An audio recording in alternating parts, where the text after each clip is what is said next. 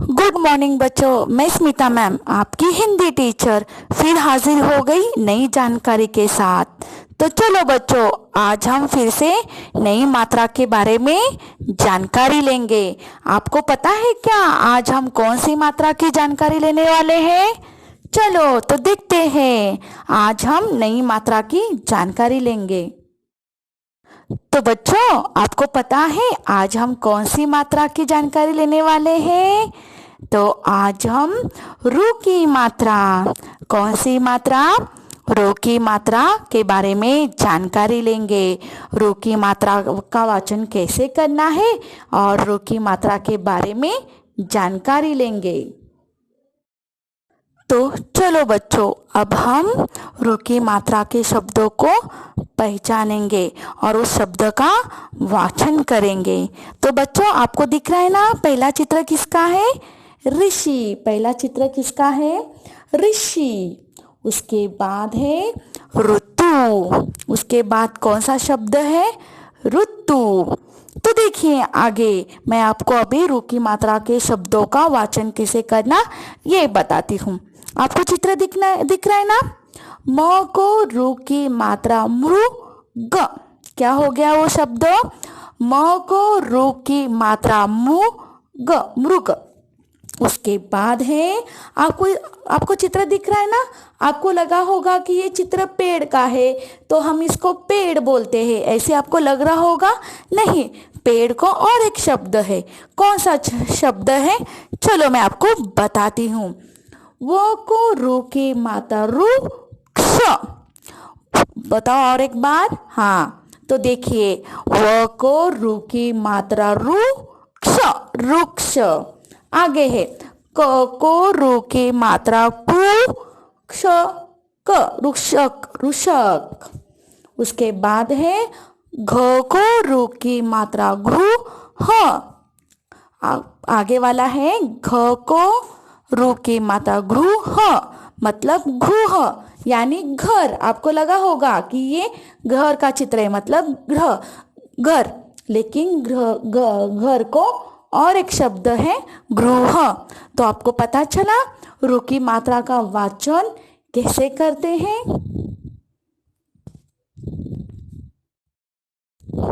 तो बच्चों, चलो मैं अभी आपको और एक बार रू की मात्रा के शब्दों का वाचन कैसे करना ये बताती हूँ। चलो ध्यान दीजिए। न को रू की मात्रा नु प। क्या हो गया वो शब्द? न को रू की मात्रा नु प यानी नूप। क को रू की मात्रा कृपा। कृपा क्या शब्द हो गया वो? कृपा।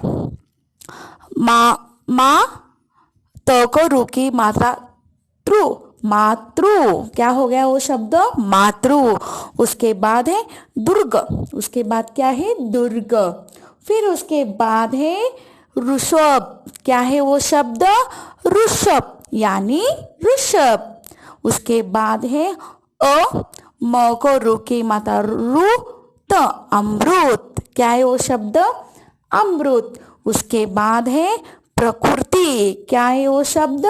प्रकृति। उसके बाद आता है कृपान। उसके बाद कौन सा शब्द आता है? कृपान। क को रू की मात्रा प को आ की मात्रा पा न कृपान। उसके बाद है घृत। उसके बाद कौन सा शब्द है?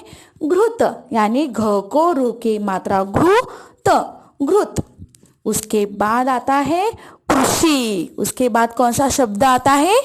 कृषि। उसके बाद आता है नटखट। कौन होता है नटखट? कृष्ण। कौन होता है नटखट? कृष्ण। तो ये कृष्ण किस शब्द से बना है आपको पता है?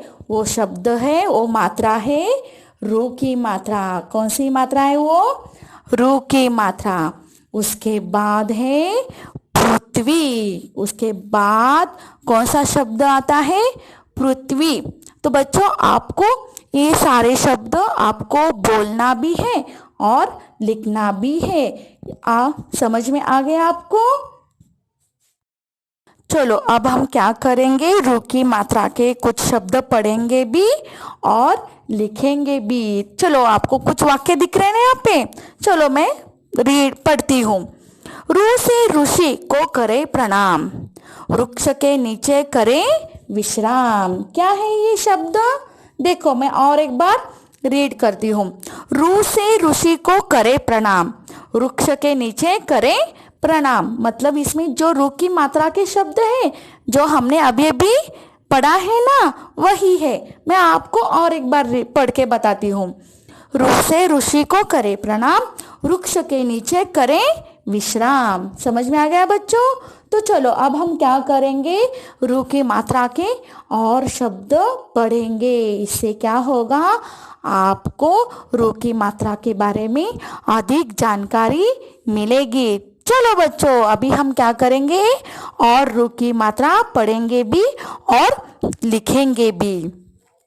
ऋतु पहला शब्द है ऋतु, उसके बाद है ऋषि, उसके बाद है ऋषि, उसके बाद आता है मृदु, उसके बाद कौन सा शब्द आता है, मृदु, उसके बाद है कृति, उसके बाद कौन सा शब्द है, कृति, उसके बाद है तृण, उसके बाद कौन सा शब्द है, तृण, फिर उसके बाद है रुद्ध, उसके बाद क्या है, रुद्ध, फिर उसके बाद आता है आकृति, कौन सा शब्द है, आकृति, फिर उसके बाद है पृथक, उसके बाद कौन सा शब्द आता है, पृथक।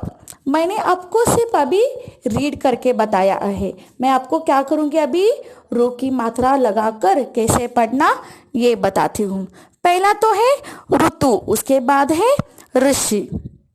अभी देखो तीसरा शब्द, म को रू की मात्रा मृदु, मृदु, उसके बाद है क को रू की मात्रा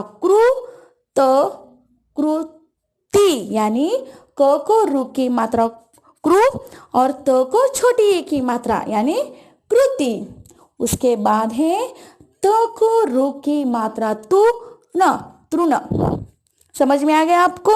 आगे देखिए, आगे क्या है, वो को रू की मात्रा रुद्ध, उसके बाद है आ की मात्रा, उसके बाद कौन सी मात्रा है, देखो आ कौन से मात्रा है, देखो इस शब्द में आ की मात्रा, फिर क को रू की मात्रा, फिर उसके बाद है त को छोटी ई की मात्रा, यानी क्या हो गया वो शब्द, आकृति, उसके बाद है पृथक, उसके बाद क्या है, पृथक, यानी प को रू की मात्रा पृथक,